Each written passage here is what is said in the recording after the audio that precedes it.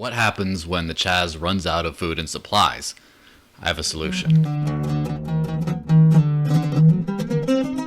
Let's talk about the CHAZ. One of the more interesting things to come out of all the recent protests and riots and things like that has been something called the Capitol Hill Autonomous Zone, or CHAZ, which is an area of Seattle where a bunch of protesters have essentially set up a autonomous zone, or a police-free zone, or whatever you want to call it. There's a lot of different narratives around this, and I think it's way too early to find out what exactly is happening there. There's a lot of crazy reports of warlords setting up a new system of all kinds of crime, of self-policing, of running low on resources, of starvation, things like that. There's a bunch of extreme reports of that. There's also a lot of report that it's basically going a lot better than previously mentioned. It's actually pretty peaceful and successful so far. And let's be honest, probably the most realistic sounding reports are it's kind of like a giant block party right now, that people are just sort of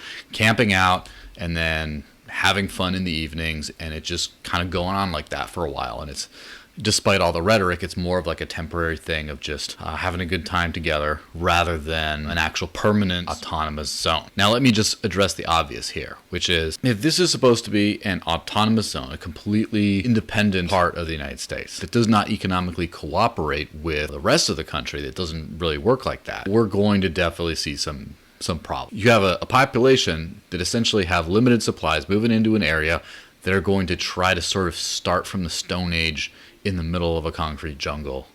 And it's probably not going to go well from that perspective. So they're always going to need outside help as long as they're going about things this way. So basically, whatever you think about these guys and their right or how smart they are to do what they're doing, I think we can all sort of agree that there might be some supply chain problems in the near future.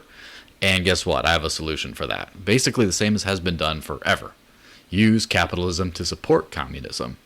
So, whether it's a complete disaster or a total success or somewhere in between, there's going to be a lot of people interested in watching this. Why not do a reality TV show, right? Why not pay some of these people, give them food and supplies and things like that, and finance that through actually filming a show based on this zone and this grand experiment of creating something new in the heart of Seattle. Film that, take the show profits, and actually use it to keep the participants fed. There's a few possible outcomes to this. First off is, what happens if the zone becomes so successful that they're growing all their own food, they're managing to trade, they're doing whatever they can, and they're basically have no need of outside support or charity or anything like that. Well then, the reality show could become a huge success, or it could just become boring at that point. At that point, you don't really need the show anymore at all. So, mission accomplished. Now, what happens if the project turns into a complete catastrophe, as they're calling it, the Fire Festival of political movements? What happens then? Well, everyone knows the Fire Festival documentaries, etc., were very popular. And so then, the worse this place fails, the more money it generates on the show, which then goes back into the zone, and therefore it just treads water forever. This experiment can survive for absolutely ever. So either way, it's like whoever makes the show probably is not going to lose any money. The people participating in the show will at least be able to do what they want and might become successful, might not become successful, but at least their existence is being subsidized just by allowing people to look at it. This could be a great win-win situation for everyone. And guess what? There have been quite a few businesses and vendors and things that have already kind of done their own version of that, whether it's Ben & Jerry's giving away free ice cream or whatever.